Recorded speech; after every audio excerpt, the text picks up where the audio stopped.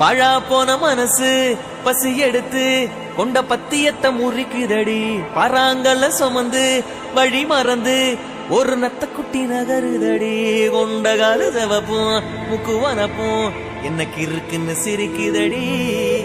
காட்டு சிரிக்கி காட்டு சிரிக்கி அருகாட்டு சிரிக்கி மழை கொடுப்பாலோ இடி இடிப்பாலோ மாயமாய்ப்போ. விடுங்க மாமா, எதுக்கு இப்போ என்ன தடுத்து நிறுத்துறீங்க? வாங்க, உங்கள் அம்மா முன்னாடி ஒரு பஞ்சாயத்து வச்சிங்கல்ல, அதே மாதிரி எங்கள் அப்பா கிட்டேயும் போய் கேட்போம் என்னதான் அவர் சொல்கிறாருன்னு. ஏன்னா கல்யாணம் பண்ணி வச்சதுல உங்கள் அம்மாவுக்கு எங்கள் அப்பாவுக்கு தானே பங்கு இருக்கு. இதில் நீங்களும் நானும் என்ன பண்ணணும்? பாரணிவி, இப்போ எல்லாரும் இங்கே நிம்மதியாக இருக்காங்க, அந்த நிம்மதியை போய் கெடுக்காத சொல்லிட்டேன். நீங்கள் மாட்டுக்கு இங்கே வந்து என்னை விட்டுட்டு போனால் நான் என்ன பண்ணணுமா? நான் உன்னை இங்கே போன்னு சொன்னா நிவி, நீ ஏன் புரிஞ்சுக்காமலே பேசுகிறேன்? நீ அதானே போகிறேன்னு சொன்ன. எனக்கு எங்கள் அப்பா வீட்டுக்கு போகணுன்னு தோணுச்சு, அதுக்குன்னு உங்களை விட்டுட்டு போகணுன்னு இல்லையே.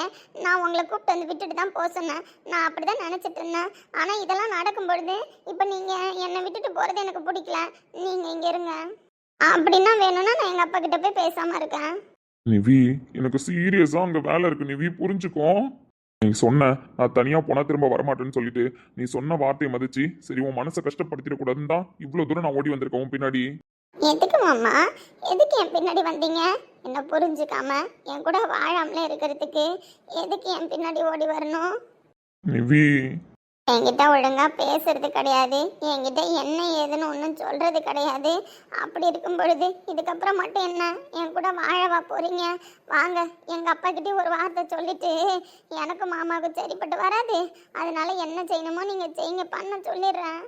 புருஷன் கூட வாழணும்னு ஆசைப்பட்டு வந்த பொண்டாட்டிக்கு அங்க மரியாதை இல்ல, நீங்களும் ஊமையா நிக்கிறீங்க.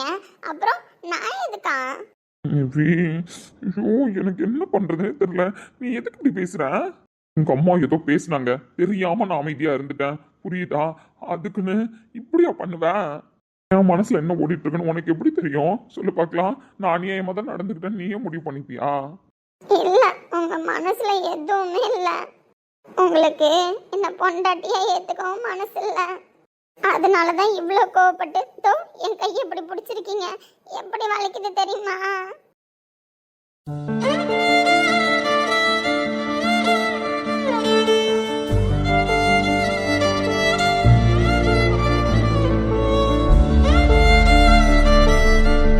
வலிக்குதா? தெரியாம நீ மாமா கிட்ட சொல்ல போறேன்னு சொன்னோன்னே எப்படி சமாளிக்கிறது, மாமா கிட்ட என்ன பதில் சொல்றதுன்னு எனக்கு தெரியல. உன்னை தடுத்து நிறுத்த வேற வழியும் தெரியல. எனக்கு புரியல நீங்க எப்ப எப்படி இருப்பீங்க, எப்படி பேசிப்பீங்க, எப்படி நடந்துப்பீங்கன்னு. ஆனா உங்களுக்கு நான் பொறுத்தல்லாதவன் மட்டும் எனக்கு நல்லா புரியுது. நான் வாய் பேசுறவ தான், அதான் முடிவு பண்ணிட்டீங்களே எனக்கு வாய் பேச தெரியும் அப்படின்னு. எதுக்காக பேசணும்னு கூட புரிஞ்சுக்காம நீங்க தான் முடிவு பண்ணிட்டீங்களே. அதனால நானே வாய் பேசி எனக்கே வாழ தெரியலன்னு நான் எல்லாருக்கிட்டையும் சொல்லி வேணும்னா வேணும்னா வேணும்னா உங்களுக்கு ஏத்த பொண்ணு நான் இல்ல அப்படின்னு யார் சொன்னா? நீங்க பேசுற விதெல்லாம் அப்படிதான் இருக்கு, நீங்க நடந்துக்கிற விதெல்லாம் அப்படிதான் இருக்கு. என்ன எதுக்காக கல்யாணம் பண்ணிக்கிட்ட ஃபர்ஸ்ட் நீ சொல்ல. இப்ப எதுக்கு அந்த கேள்விலாம் கேக்குறீங்க? இல்ல, நீ ரொம்ப அதிகமா பேசுற, அதனால இந்த கேள்விக்கு எனக்கு பதில் வேணும். நீ எதுக்கு என்ன கல்யாணம் பண்ணிக்கிட்ட? எதுக்குன்னா எனக்கு எதுக்குன்னுலாம் தெரியாது.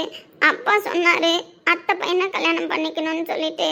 அத்தை பையனை கல்யாணம் பண்ணிக்கணும்னா வெளியூருக்கு போகணுமான்னு கேட்டேன். ஆமா, வெளியூருக்கு தான் போகணும் அப்படின்னு சொன்னாரு. உள்ளூர்லேயே மாப்பிள்ளை பாருங்கன்னு சொன்னா அப்படி கேட்க மாட்டேன்ட்டாரு. அப்படிலாம் இல்லை தாயி, மாமா உனக்கு பொருத்தமாக தான் இருப்பாரு, அத்தையும் உன்னை நல்லா தான் பார்த்துப்பாங்க, உனக்கு வெளியூர் மாதிரி தெரியாது, அப்பா சொன்னால் சரியாக தான் இருக்கும், நீ கல்யாணம் பண்ணிக்கிட்டு நம்பி போ, நல்லபடியாக வாழ்வேன்னு சொன்னார். அவ்வளோதான் எங்கள் அப்பா எனக்கு சொல்லி கல்யாணம் பண்ணி வச்சதெல்லாம். மற்றபடி எனக்குன்னு எதுவும் இல்லை.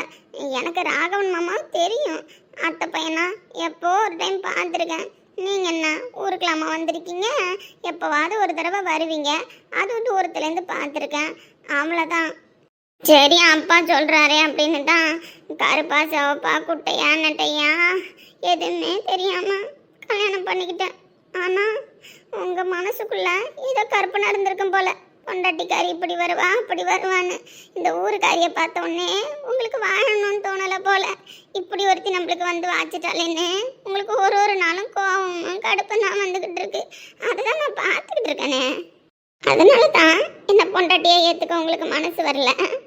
இங்க பாரு, என்னை ஏன் கல்யாணம் பண்ணிக்கிட்டேன்னு கேட்டேன். அதுக்கு எனக்கும் சேர்த்து நீயே பதில் சொல்லுவியா? அப்புறம் நான் தான் பதில் சொல்லணும். நீங்கள் என்ன பேசவா போறீங்க?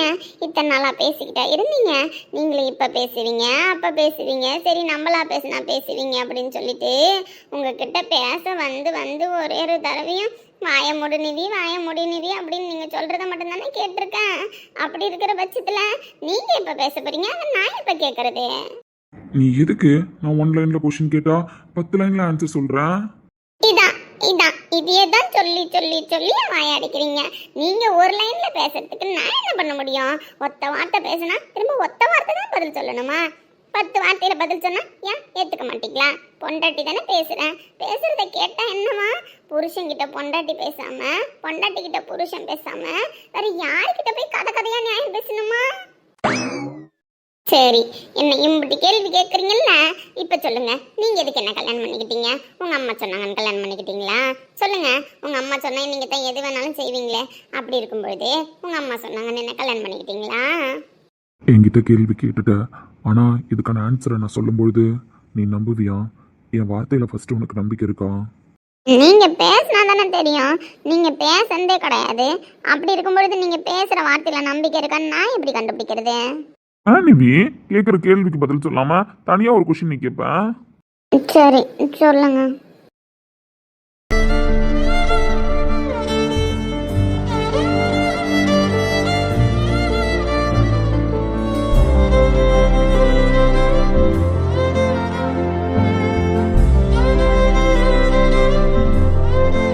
என்ன சொல்லுங்க அப்படின்னு? என்ன? ஆமா, எங்க அம்மா சொன்னாங்கன்னு தான் கல்யாணம் பண்ணிக்கிட்டேன். அதான் எனக்கு தெரியுமே. வாயை மூடுன்னு சொன்னேன். நான் பேசி முடிக்கிற வரைக்கும் நீ வாயே திறக்கக்கூடாது. ஆமா, எங்க அம்மா சொன்னாங்கன்னு தான் கல்யாணம் பண்ணிக்கிட்டேன். திரும்பவும் சொல்றேன். ஆனா நீ சொல்றியே, ஊருக்கு வரும்பொழுதுலாம் இவர் தான் ராகவன் மாமான்னு எனக்கு தெரியும், 1-2 தடவை பார்த்துருக்கேன் அப்படின்னு சொன்னல. ஆமா, ஊருக்கு வரும்போது பார்த்துருக்கேன். அதுவும் ரொம்ப வந்தது இல்லையே. ஆமா, ரொம்ப வந்ததில்ல தான். ஆனா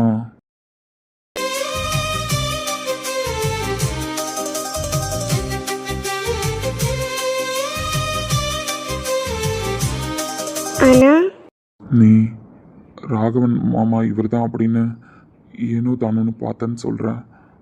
ஆனா நான் உன்னை அப்படி பார்க்கல. புரியல. ஊருக்கு வந்தது ஒரு சில டைமாக இருந்தாலும் உன்னை நான் பார்த்த ஞாபகம்லாம் என் மனசுக்குள்ள ஆழமாக பதிஞ்சிருக்கு.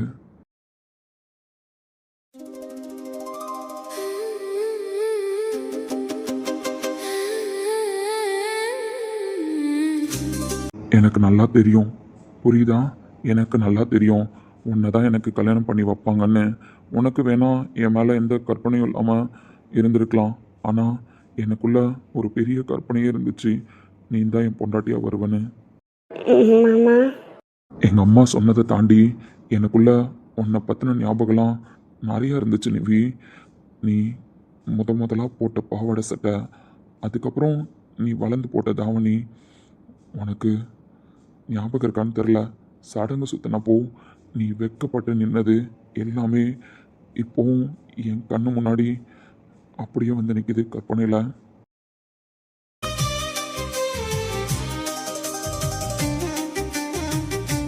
அமைதியாக இருக்குன்றதுக்காக எனக்கு பேச தெரியலன்னு அர்த்தம் கிடையாது.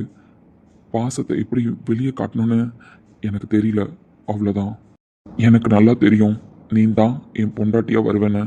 நீ கற்பனை இல்லாமல் வாழ்ந்திருக்கலாம், ஆனால் நீ பிறந்ததுலேருந்து என் வீட்டில் எங்கள் அம்மாவாகட்டும் பாட்டி ஆகட்டும் சொன்ன வார்த்தைலாம் எனக்கு நல்லா ஞாபகம் இருக்குது. நீ பிறந்த உடனே பாட்டி என்கிட்ட வந்து வீட்டில் ஒரு பொண்ணு பிறந்திருக்கான்னு சொல்லலை, மாமாவுக்கு ராகவனுக்கு பொண்டாட்டி பிறந்திருக்கான்னு சொன்னாங்க. அந்த வார்த்தை இன்னும் என் காதில் கேட்டுகிட்டே தான் இருக்கு நிவி. அது என் ஞாபகத்துலேருந்து இன்னும் மறையல. அதனால தான் என் லைஃப்பில் படிக்கும் பொழுதும் சரி, பிஸ்னஸ்லேயும் சரி யாரும் வரல. நான் சொல்றது உனக்கு புரியும்னு நினைக்கிறேன். கல்யாணம்னு வந்தப்போ நிவிதான் என் பொண்டாட்டின்னு சொன்னாங்க. எனக்கு அது மட்டும்தான் தெரியும். நீ அழகா இருப்ப, உன் கன்னத்தில் ஒரு மச்சம் இருக்கும், உன் கண்ணு மீன் மாதிரி இருக்கும், நீ ரதி மாதிரி அழகா இருப்பன்னு எனக்கு தெரியும். அதெல்லாம் என் மனசில் வச்சுக்கிட்டு தான் இத்தனை வருஷமா நிவி எப்படி இருப்பான்னு கற்பனையோடு வாழ்ந்திருக்கேன். என்கிட்ட பேசினதே இல்லை நீங்கள். ஏன் பேசலன்னா நிவி எப்படி பேசுவா, எப்படி பழகுவான்னு எனக்கு தெரியாது. உன்கிட்ட நான் இது வரைக்கும் பேசினதே இல்லை, பழகுனதும் இல்லை. நிவியோட எல்லாமே எனக்கு தெரியும். ஆனால் அவளோட குழந்தைத்தனத்தை பற்றி எனக்கு தெரியாது, அவளோட குணத்தை பற்றி எனக்கு தெரியாது. கல்யாணத்துக்கு அப்புறம் பேசி பழகிக்கலாம்னு நினச்சேன். ஆனால் நீ என்கிட்ட பேசுகிறதுக்கு ரெடியா இல்லை. நான் பேச வரும்போதெல்லாம் நீ ஏதோ கோச்சிக்கிட்டு எதையாவது பேசிட்டு போயிடுற. இது வரைக்கும் நான் யார்கிட்டையும் பெருசாக பேசினதில்லை. அம்மாக்கிட்டேயும் தேவையானதை மட்டும்தான் நான் பேசுவேன், அப்பாக்கிட்டேயும் அப்படி தான் பேசுவேன். இப்படி பேசாமலே வந்த எனக்கு திடீர்னு ஒரு பொண்ணு கூட வந்து வாழும்போது அவகிட்ட மட்டும் எப்படி பேசணும்னு தெரியல. கொஞ்சம் கொஞ்சமாக கற்றுக்கலாம், எனக்கும் கொஞ்சம் டைம் கொடு அப்படின்னு உங்ககிட்ட கேட்கலான்னு நினச்சேன். ஆனால் நீ அதுக்குள்ளே எதோ பண்ணிட்டு இப்படி வந்து நிற்கிற. இப்போ சொல்கிறேன், எங்கள் அம்மா கிட்ட நான் சொல்லிட்டு வந்தேன், உன்னை அங்கே பத்திரமா விட்டுட்டு இன்னைக்கே ஊருக்கு வந்துட்டேன்னு. நீ இப்போ கூட நினச்சிக்கோ நான் அம்மா பேச்சை கேட்குறவன்னு. ஆமாம், நான் அம்மா பேச்சை கேட்குறவன் தான்.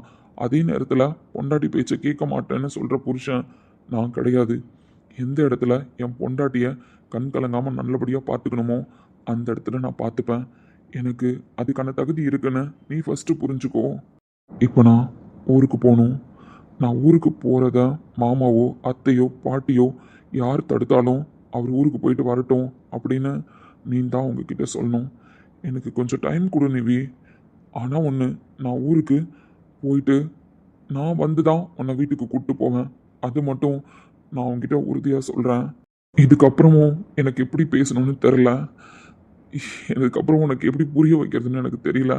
ஆனால் இந்த இடத்துல நீ மட்டும்தான் என்னை புரிஞ்சுக்க முடியும். புரிஞ்சுப்பன்னு நினைக்கிறேன், புரிஞ்சுப்பல்ல.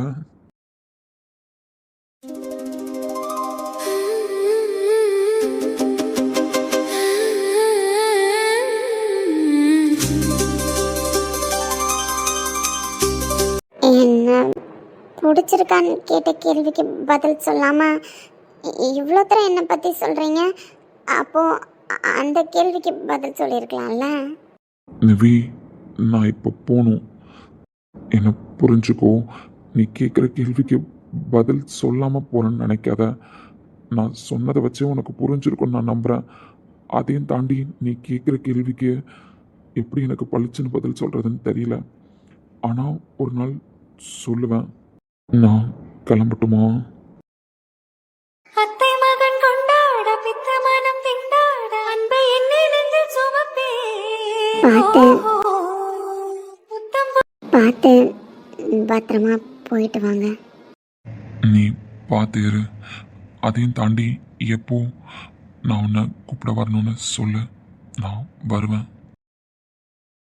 புத்தம் புது செண்டாடி வெத்தை சுகம் உண்டாக அத்தரையும் அள்ளி கொடுப்பேன். மன்னவனும் போகும் பாதையில் வாசமுள்ள மல்லிகை பூமெத்தை விரிப்பேன். உத்தரவு போடும் நேரமே முத்து நகை பெட்டகத்தை முந்தி திறப்பேன். இங்க பாருடி, அவனை நாங்களே ஊர்ல இருக்க வைக்கிறதுக்கு இங்க போராடிக்கிட்டு நின்னா நீ என்ன ஊருக்கு போயிட்டு வா மாமா டாட்டா பை பை கட்டினியாமே அப்படியா? ஆமா நிவி, இப்படி பண்ற.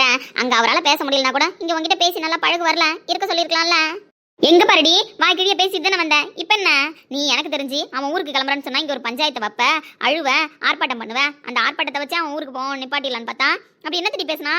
அவன் பேசியிருக்க வாய்ப்பு இல்லையடி. அவன் பேசல உன்னை சமாதானப்படுத்தவும் வாய்ப்பு இல்லையே. நீ என்ன பேய் எரிஞ்ச மாதிரி நிக்கிறேன்? அடிக்கடி அடிச்சு விட்டானா? எம்மா பேசு நிவி. அவர் போட்டோம் பாட்டி, போயிட்டு வரட்டும். எடி இங்க பாருடி, என்ன போயிட்டு வரட்டுங்கிற? அப்ப நம்ம எப்ப போறோம் ஊருக்கு? அது தெரியல. அது தெரியலையா? அப்ப என் சாக்கு? அதுவும் தெரியல. எடி தாத்தா பாவண்டி. ஒண்ணுனா நீ ஊருக்கு போ. நீ ஊருக்கு போவா? அப்ப நீ எப்ப வருவ? எனக்கு தோன்றப்ப. அதான் எப்படி வருவ? நான் இருந்தா தானே கூட வருவேன். எனக்கு தோன்றப்ப என் புருஷன் வந்து கூட்டு போவாரு. புருஷனா? ஆமா. அப்படி என்னத்த பேசினா? அப்படிப்பட்ட ஆள் கிடையாது அவன். கடவுளே, சம்மந்தி, நீங்க ஏதோ சண்டை கண்ட நீங்க சேர்த்து வைக்கணும். நீங்க இவ ஏதோ வேற மாதிரி பேசுறா. தெரியலையா எப்படி கொஸ்டின் அவுட் ஆஃப் சிலபஸா மாறிச்சு? லாலே லாலே லாலா லாலே லாலே லாலா லாலே.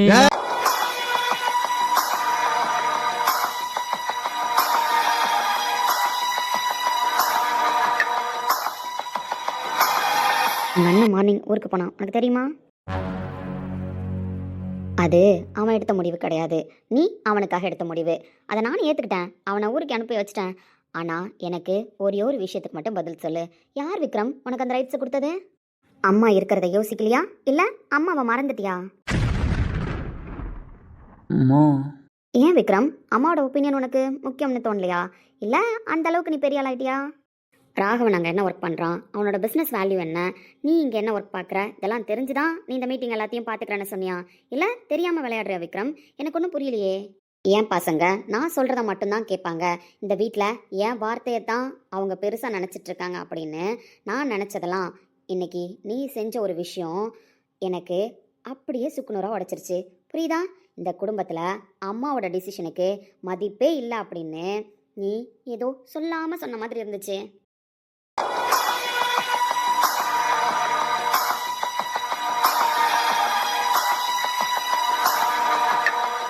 அம்மா அப்படி இல்லைம்மா, அதுக்காக நான் அப்படி பண்ணலை. அண்ணன் ஊருக்கு போகிறாருன்னு கேள்விப்பட்டேன். அப்போது மீட்டிங்லாம் யார் பார்த்துப்பாங்க அப்படின்னு ஒரு கேள்வி வரும்ல. சரி ஓகே நான் மேனேஜ் பண்ணிக்கலாம் அப்படின்றதுக்காக தாம்மா அப்படி ஒரு முடிவு எடுத்தேன். மற்றபடி எதுவும் இல்லை.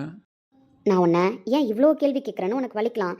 அம்மா நம்மளை கஷ்டப்படுத்துகிறாங்க, அதிகாரம் பண்ணுறாங்கன்னு நீ நினைக்கலாம். ஆனால் நிஜம் அது இல்லை விக்ரம்.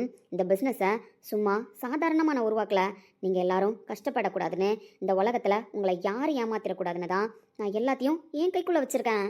உனக்கு பிஸ்னஸ் கற்றுக் கொடுக்கணுன்னு, உன்னை ஒரு தகுதியான இடத்துல உட்கார வைக்கணும்னு தான் நான் இவ்வளோ தூரம் உன்னை புஷ் பண்ணுறேன். நான் உன்னை காயப்படுத்தணும்னு பேசலடா, நீ இன்னும் பக்குவப்படணும்னு நினைக்கிறேன். சொல்லு விக்ரம், நீ செஞ்சதே கரெக்டா? உங்கள் அண்ணனை என்கிட்ட கேட்காம ஊருக்கு அனுப்புனதுக்கு நீ அம்மாவுக்கு என்ன பதில் சொல்ல போகிற? இப்போது ஃபஸ்ட் டைமாக என் பிள்ளை ஒரு முடிவு எடுத்திருக்கான், அந்த டிசிஷன் அவன் கரெக்டாக தான் எடுத்திருக்கான் அப்படின்னு அம்மா இப்போ ஒத்துக்கணுமா? இல்லை அம்மா கிட்ட கேட்காம இந்த முடிவு எடுத்துகிற அளவுக்கு என் பிள்ளை பெரிய ஆள் ஆகிட்டான்னு அம்மா ஒத்துக்கணுமா? எப்படி புரிஞ்சுக்கணும் விக்ரம்? நீ எனக்கு கிளாரிஃபை பண்ணு.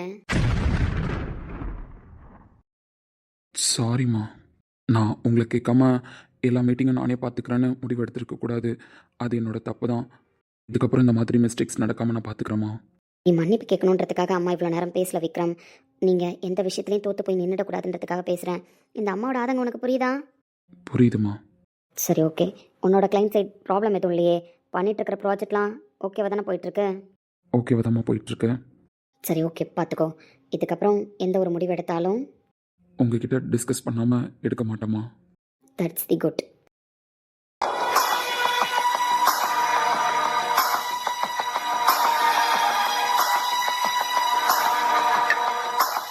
என்ன மச்சான், கேள்விகள் அதிகமோ?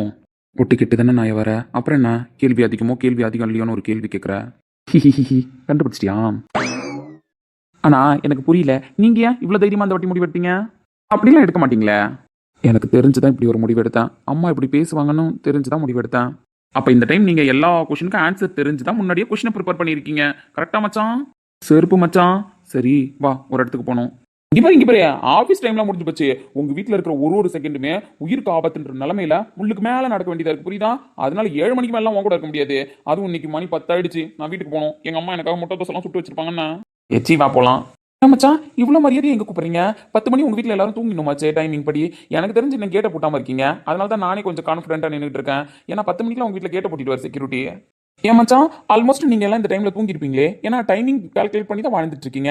அப்படி இருக்கும்போது 10 o'clock உங்கள் வீட்டில் ஸ்லீப்பிங் டைம். அப்படி இருக்கிற பட்சத்தில் நீங்கள் என்ன பண்ணிட்டு இருக்கீங்க இவ்வளோ நேரம்? அதுவும் உங்கள் அம்மா நீங்கள் ஏதோ கண்ணில் மாட்டாத மாதிரியும் உங்களை வளைச்சு தேடி இப்போ 10 மணிக்கு பிடிச்ச அட்வைஸ் பண்ண மாதிரியும் தோணுது. அப்போ இவ்வளோ நேரம் உங்கள் அம்மா கூட ஐடென்டிக் விளையாடிங்களா?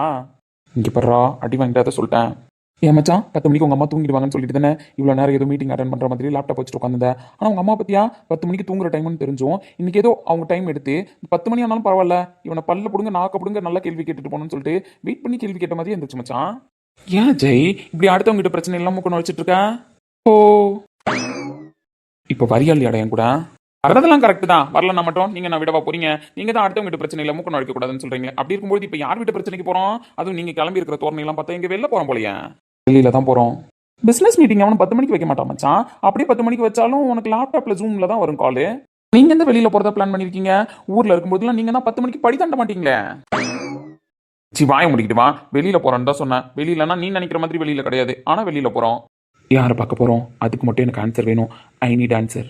சொல்ல முடியாது. நீ என் ஃப்ரெண்ட் இல்ல. இல்ல நான் சொன்னா நீ கேட்பல்ல. இல்ல அதனால கேள்விக்கு கதை வரணும்ல. இல்ல அப்போ வா போலாம். கடவுளே, இன்னைக்கு என்ன சம்பவம் பண்ண போறான்னு தெரியலையே. கூப்பிடுற விதமே சரியில்லை.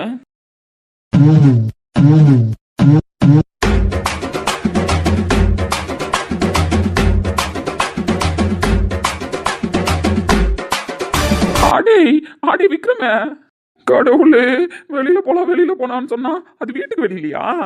டேய் இங்க பாருடா. டேய் நான் பேசுறது கேக்குதாடா? அஜய் மரியாதையா வாயை மூடிட்டு வாண்ணா. டேய் நீ என்ன ஃபாரின் ட்ரிப்பா கூட்டு போற எப்பயும் போல? நீ கூட்டு போற இடம் என்னன்னு தெரியுதாடா? எனக்கு வாயில நல்லா வந்துருன்னு சொல்லிட்டேன். டேய் அவ்வளவுதான்டா, ஏறிட்டோம். பைத்தியக்காரன். டேய் டேய் இருடா, எனக்கு மூச்சு முட்டுதுடா, ஒரு நிமிஷம் நில்லுடா. என்ன அஜய் அதுக்குள்ள டயர்ட் ஆயிட்டேன்? இன்னும் கொஞ்சம் தூரம் தான், நம்ம இலக்கை நோக்கி வந்து விட்டோம், நெருங்கி விட்டோம். செருப்பு நாய, சும்மா இருந்தவனுக்கு எதுக்கடா இப்ப உசுர் பயத்தை காட்டிட்டு இருக்கேன்? டேய் இங்க பாருடா விக்ரமே, நான் பேசுறது கேக்குதாடா?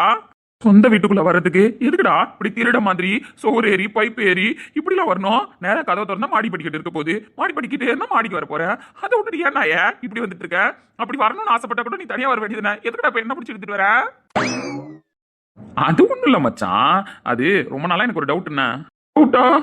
ஆமா, இந்த வீட்டை எங்க தாத்தா கட்டினாராம். செம்ம ஸ்ட்ராங்கா கட்டியிருக்காரு மச்சான். அதை விட முக்கியமா எங்க தாத்தா அந்த காலத்திலே புரியுதா சிவில் இன்ஜினியரிங்ல பெரிய எக்ஸ்பர்ட்டா. காலேஜ்ல ஃபர்ஸ்ட் ரேங்க் ஹோல்டர்னு கேள்விப்பட்டிருக்கேன். டேய் உங்க தாத்தா ஹிஸ்டரிய பத்தி பேசுறதுக்காடா இப்ப மொட்டை மாடிக்கு பை கூட்டு வந்தேன். மச்சான் நான் வீட்டுக்குள்ள நிறைய பாத்துருக்கேன்னா, பட் வெளிப்புற அவுட்லுக்கு என்னதான் எட்ட இருந்து பார்த்தாலும் கிட்ட வந்து சுத்தி பார்க்கும்போது தான் தெரியுது. அதான் சரி வீட்டை ஒரு வாட்டி சுத்தி பார்த்து லேர்ன் பண்ணலாமேன்னு. டேய் நீ என்ன நினைச்சிட்டு இருக்க? பரதேசி நாய, உங்க தாத்தா என்ன பெரிய ராஜராஜ சோழன் ராஜேந்திர சோழன் பரம்பரையாடா? பெரிய கோயில கட்டின மாதிரி இந்த பேலஸ கட்டிருப்பாருன்னு நீ எதிர்பார்க்கறியோ? ஆண்டா ஏன் உசுரம் வாங்குற? ஒழுங்கா உண்மையை சொல்லுடா. என்னால இதுக்கு மேல கால் எடுத்து வைக்க முடியலடா, வழுக்குது.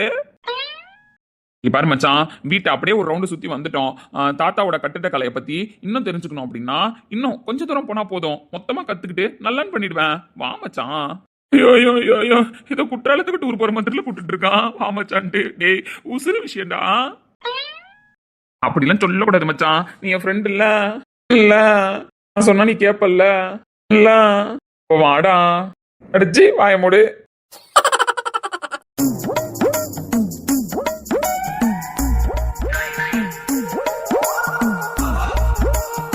டேய் மச்சான், இங்க இருந்து குனிஞ்சு பார்த்தா சிட்டியோட மொத்த வியூவும் தெரியுதுடா. இல்ல மச்சான், மாசா கட்டியிருக்காப்ல தாத்தா பில்டிங்க. டேய் உனக்கு ஃப்ரெண்டா இருந்து கடைசியில என் சாவ நான் என் கண்ணால பாக்கணுமாடா? அதனும் ஆசை. அப்படி இல்ல மச்சான், நீ சாவறதி நான் சாவறதி நீ பார்க்க தேவையில்ல. அதான் நடக்க போதே. நடந்ததுக்கு அப்புறம் நான் எப்படி பார்க்க முடியும்? ஆனா உன்னை நான் அப்படி விட்டுற மாட்டேன்னு. ஏன்னா இன்னும் குறை காலம் என் கூட நீ இருக்கணும் அஜய். நீ என் ஃப்ரெண்டு. எஞ்சி வாய மூடு. எப்ப பார்த்தாலும் இதையே சொல்லி காலத்தை ஓட்டிட்டு இருக்கேன். அஜய் கண்ணை முடிக்கிட்டு என் கையை பிடிச்சிக்கிட்டே வாடா, பயம் தெரியாதே. மச்சான் உங்க வீடு குத்து மதிப்பா எத்தனை அடி இருக்கும்? யாருக்கு தெரியும்? போறப்போ ஒரு டேப் வச்சு அளந்துக்கிட்டே போவோம்னா. ஆமா ஏன் கேக்குறேன்? இல்ல மச்சான், நம்ம ஃபிளைட்ல போகும்போது ஒரு எஃபெக்ட் இருக்கும்ல, அந்த மாதிரியே இருக்கு. இப்போ சின்னதா ஒரு விண்டோ வியூல பாப்போம், இப்போ முழுசா விண்டோ வியூல பாக்குற மாதிரியே இருக்குன்னா அப்ப டிக்கெட் செலவே இல்லாம பாக்குறேன்னு சொல்லு. இந்த வயசுல ஹார்ட் அட்டாக் வருமாடா? எந்த வயசுல வேணாலும் வரும் மச்சான், அதுல என்ன டவுட்டு? வந்துடும் தான் நினைக்கிறேன். ஆனா செத்தாலும் என் கூட சேர்ந்து நீ சாகணும்னா கண்டிப்பா மச்சான். ஆனா கண்ணை மூடிக்கிட்டு வாடா, பயம் தெரியாது. கண்ணை திறந்துகிட்டு வர்றதுக்கே காலை வைக்க முடியல, இதுல கண்ணை மூடிக்கிட்டு வரணுமாம்ல. ஜெய் இப்படியே ஒரு போட்டோ எடுப்போமா நீ நானும், டைட்டானிக் ஹீரோயின் மாதிரி? கடவுளே, விட்டு போன எங்க ஆயாலாம் கண்ணுக்கு தெரியுறாங்களே. தயவு செஞ்சு சொல்லு விக்ரமே, எங்க போறோம்? எங்க அண்ணனை தேடி போறோம். உங்க அண்ணனை தேடி போறோமா? உங்க அண்ணன் எங்க இருப்பாரு? அவர் ரூம்ல எல்லாம் இருப்பாரு. இல்லையே, எங்க அண்ணன் ரொம்ப மைண்ட் அப்செட் ஆனாலோ இல்ல ரொம்ப சந்தோஷமானாலோ மொட்டை மாடியில ஒரு இடம் வச்சிருக்கான், அங்கதான் உட்காந்துருப்பான். அப்படின்னா கிடைச்சுடு, வேற லெவல்ல இருக்கான். அடே இங்க என்னடா பண்றீங்க ரெண்டு பேரும்? எங்க அம்மா என்ன கூப்பிட்டு பேசினாங்கல்ல, அதுக்கு பேர் பேசுறதுல திட்டுறது. சரிடா ஏதோ ஒன்று இருந்துட்டு போட்டோம். தாத்தாவை ஆஃபீஸ்ல இருந்து வந்த உடனே கேட்டேன், அண்ணன் எங்க அண்ணி எங்கன்னு சொல்லிட்டு. இந்த மாதிரி காலையில நடந்து போச்சுப்பா, அண்ணியை கூப்பிட்டு போய் அண்ணன் வீட்டுல விட போனோம் அப்படின்னு சொன்னாரு. சொன்னதுக்கு அப்புறம் ரிட்டர்ன் விட்டுட்டு வந்துட்டாப்ல அப்படின்னு சொன்னாங்க. அப்புறம் எங்கள் அம்மா வேற கூப்பிட்டு எனக்கு பூஜையாக போட்டாங்களா, அதுலேருந்தே தெரிஞ்சிருச்சு கலவரம் பெருசாக போயிருக்குன்னு சொல்லிட்டு. ஆனால் கலவரம் என்ன நடந்துச்சுன்னு தெரிஞ்சிருச்சு. அண்ணன் கூப்பிட்டு வீட்டில் அண்ணியை விட்டான்னு தெரிஞ்சிருச்சு. எனக்கு தெரிஞ்சு எங்கள் மாமா ஃபேமிலியில் எங்கள் அண்ணனை உடனே அனுப்பியிருக்கலாம் சான்ஸ் இல்லை, உடனே வந்துட்டாப்ல. அதுக்கு அங்கே என்ன நடந்துச்சுன்னு தெரியலையே, அது தெரிஞ்சுக்கணும்ல. அதுக்குன்னு இப்படியாடா வரணும்? வேற எப்படி வர முடியாது மச்சான். ஏன்னா நாங்களாம் குடிக்கிறோன்ற விஷயம் எங்க அம்மாவுக்கு தெரியாது. தெரிஞ்சிச்சுன்னு வச்சுக்கோயேன், நாங்களாம் புள்ளையே இல்லை அப்படின்னு சொல்லிட்டு எங்க அம்மா எழுதி சைனே போட்டுருவாங்க. அதான் தெரிஞ்ச விஷயமாச்சே. அதனாலதான் எங்க அண்ணனே தோ ஸ்ரீ அண்ணன் பேரை வச்சு இங்க வந்து உட்காந்துருக்கான். இப்போ நைட்டுன்றதுனால அவன் வேலையை முடிச்சுட்டு அவன் போய் தூங்கிடுவான். அவன் இன்னைக்கு நேத்தி பண்ணல, என்னைக்கு ஃப்ரெண்ட்ஸ் கூட எல்லாம் சேர்ந்து காலேஜில் குடிக்க ஆரம்பிச்சானோ, அதுக்கப்புறம் பிஸ்னஸ் அப்படி இப்படின்னு போக ஆரம்பிச்சானோ, அப்பெல்லாம் அவன் குடிக்கிறான் அப்படின்னா இந்த ஸ்பாட்டை தான் அவன் சூஸ் பண்ணுவான். டேய், இதெல்லாம் நீ என்கிட்ட சொல்லவே இல்லை. அதெல்லாம் சொல்லக்கூடாதுன்னு குடும்ப ரகசியம், பெரிய ராஜ ரகசியம். எங்க அண்ணனை பத்தி எனக்கு ஏதாவது தெரிஞ்சுக்கணும்னு வச்சுக்கோயேன், இப்படிதான் அடிக்கடி வந்து ஏறி உட்காந்து கேட்பேன். அப்படியே ஒருத்தவங்களுக்கு ஒருத்தவங்க பேசிக்க மாட்டீங்க, இதை பேசியே தெரிஞ்சுக்கலாம்ல. அது என்னவோ தெரியல மச்சான், பேசலாம் வரல, பேசி தெரிஞ்சுக்கணும்னு நினைக்கல. நானா அப்படி உட்காந்து கேட்பேன் கதையை, என்னால முடிஞ்ச அளவுக்கு பண்ணுவேன், அவ்வளவுதான். அதுக்கு நீ எப்பவும் போல தனியா வர வேண்டியதுனே, எதுக்கு என்ன கூட்டு வந்த? ஏன்னா நீ என் ஃப்ரெண்டு இல்ல, சொன்னா கேட்பான்ல, அதே தான். டேய், ஆனா புள்ள பூச்சி மாதிரி இருந்துக்கிட்டு உங்க அண்ணன் போச பத்தியா? எங்க அண்ணன் இப்பதான் மனசுல இருக்கிற மொத்தத்தையும் ஸ்ரீ அண்ணா கிட்ட டிஸ்கஸ் பண்ணுவான். அப்படி டிஸ்கஸ் பண்ணும்போது ஊருக்கு போய் என்ன நடந்துச்சுன்றதையும் நம்ம இப்ப தெரிஞ்சுக்கலாம். தெரிஞ்சுக்கிட்டு முடிஞ்ச அளவுக்கு ஹெல்ப் பண்ணுவோம். முடியாத பட்சத்துக்கு ஆடியன்ஸாவே இருந்து வேடிக்கை பார்ப்போம்னா. இருந்தாலும் என் அண்ணன் அதனால சரி பண்ணி தான் ஆகணும் பிரச்சனையா. கடவுளே, இவனுங்க குடும்பத்துல ஒருத்தனுக்கு பேசிக்க மாட்டானுங்க, என்ன ஏதுன்னு கேட்டுக்க மாட்டானுங்க. இந்த மாதிரிலாம் பிரச்சனை எவனாவது விட்டு கேட்டு சரி பண்றதை பார்த்திருக்கீங்களா? ஊர் உலகத்துல இவனுங்க மட்டும்தான் உத்தமமான அண்ணன் தம்பிங்க. அப்படிலாம் புகழாத மச்சான், வெக்கமா வருதுன்னா ஏச்சி வாய முடி. ஆனா அந்த போஸ்ட் பாரு மச்சான், உங்க அண்ணனுக்கு அந்த போஸ்ட்க்கு சம்மந்தம் இருக்கா? இந்த பொண்ணையும் பால் குடிக்குமா அப்படின்ற மாதிரி இத்தனை நாள் முகர கடையை வச்சு எல்லாரும் ஏமாத்திட்டு கடைசியில் இது மொட்டை மாடியில இப்படி உட்காந்து பீர் அடிக்குன்றது தெரியாம போச்சேன்.